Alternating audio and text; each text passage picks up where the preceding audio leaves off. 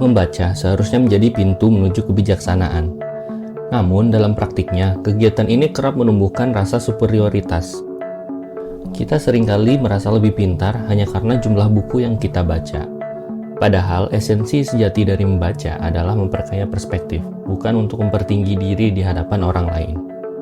Buku-buku bisa membuka wawasan, namun tidak jarang membuat kita terjebak dalam pandangan sempit yang mengarah pada arogansi intelektual.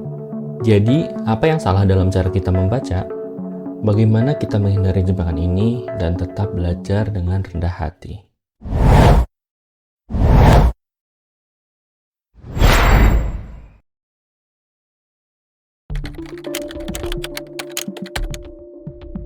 Efek Dunning-Kruger adalah fenomena psikologis yang sering muncul saat kita mulai membaca tentang suatu topik baru. Ketika kita pertama kali mempelajari suatu bidang, kita sering merasa sudah menguasainya sepenuhnya.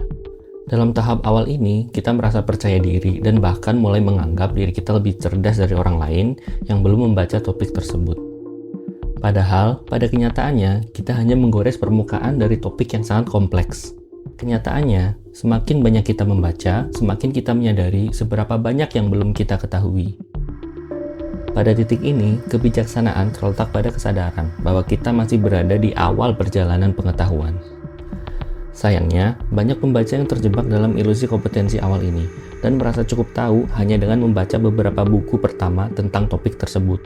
Ini adalah salah satu akar dari arogansi intelektual, rasa percaya diri yang tidak sebanding dengan kedalaman pemahaman.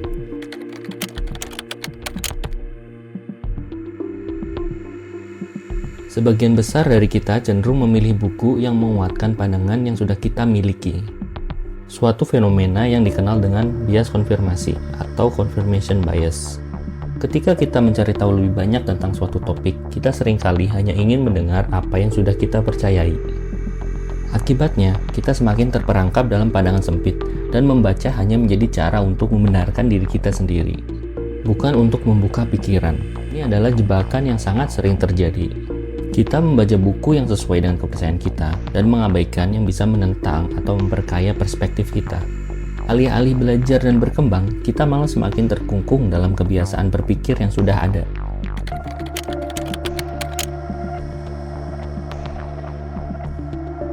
Beberapa kasus, membaca buku bisa mengarah pada bentuk superioritas kognitif, yakni perasaan lebih pintar dan lebih bijaksana daripada orang lain hanya karena kita membaca lebih banyak.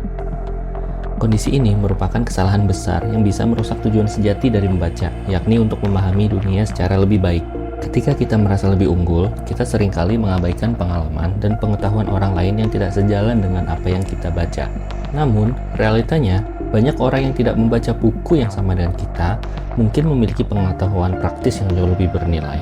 Misalnya, seseorang yang bekerja sebagai pengusaha mungkin tidak banyak membaca tentang teori manajemen, namun memiliki pemahaman yang lebih dalam mengenai pengelolaan bisnis karena pengalaman langsung.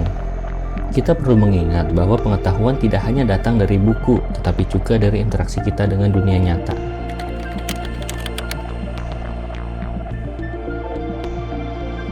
Jika kita membaca buku, kita sering merasa telah mendapatkan jawaban yang pasti untuk masalah tertentu.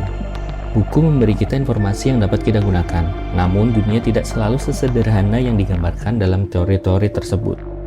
Ketika kita merasa telah menemukan jawaban akhir, kita akan berhenti bertanya.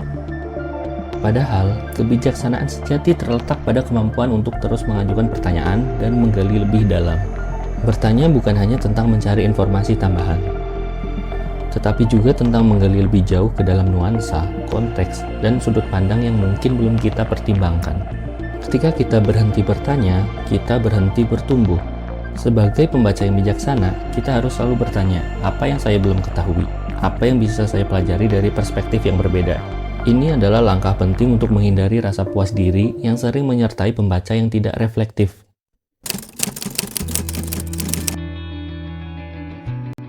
Terkadang, kita merasa seolah-olah kita sudah menguasai suatu topik setelah membaca beberapa buku tentangnya. Padahal pengetahuan yang kita dapatkan hanya sebatas teori. Tanpa pengalaman nyata, pengetahuan ini tetap terasa abstrak dan jauh dari kenyataan. Kita bisa membaca ratusan buku tentang hubungan atau parenting, tetapi tanpa menerapkan apa yang kita pelajari dalam kehidupan nyata, pengetahuan kita tetap terbatas pada teori yang tidak teruji. Dalam dunia yang semakin kompleks ini, pengalaman nyata adalah komponen yang tidak kalah penting dalam memperdalam pemahaman kita.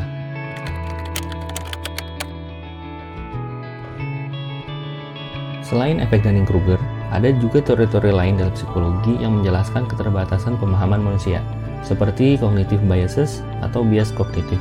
Salah satunya adalah bias keterikatan atau anchoring bias, di mana seseorang terlalu bergantung pada informasi pertama yang mereka terima, meskipun informasi tersebut mungkin tidak akurat atau tidak relevan.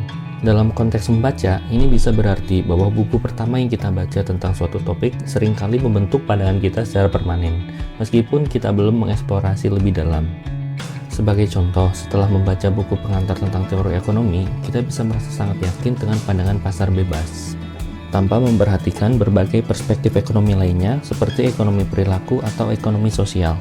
Keterbatasan ini, jika tidak diatasi, bisa mengarah pada pandangan yang sempit dan menghalangi kemampuan kita untuk melihat gambaran besar.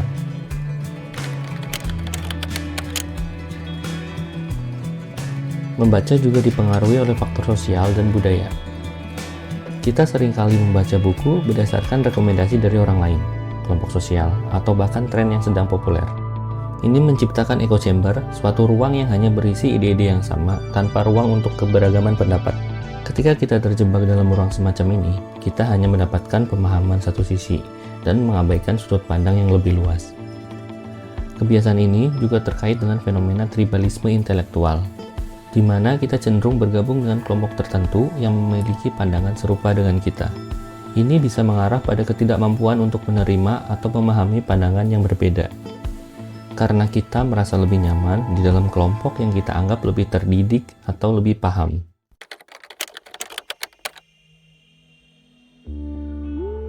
Agar kita tidak terjebak dalam arogansi pembaca buku, kita perlu membiasakan diri dengan kebiasaan yang mendukung pertumbuhan intelektual yang sehat. Berikut poin-poin yang bisa kita ambil pelajarannya. Sadari bahwa membaca hanyalah langkah pertama. Buku adalah sumber pengetahuan, tetapi hanya dengan refleksi dan pengalaman nyata, kita bisa benar-benar menguasai suatu topik. Membuka diri terhadap gagasan yang berbeda. Jangan hanya membaca buku yang memperkuat pandangan kita, carilah yang menentang keyakinan kita dan membuka wawasan kita tentang dunia. Latih kebiasaan bertanya. Setiap kali kita membaca, ajukan pertanyaan-pertanyaan yang menggali lebih dalam tentang isi buku. Bertanya adalah cara terbaik untuk memastikan bahwa kita terus berkembang. Refleksikan motivasi Anda dalam membaca. Pertanyakan kembali alasan kita membaca, apakah untuk merasa lebih pintar atau untuk memperkaya pemahaman kita tentang dunia. Utamakan pengalaman nyata. Buku memberikan teori, tetapi pengalaman memberikan konteks. Jangan ragu untuk menghubungkan apa yang kita baca dengan realitas sehari-hari.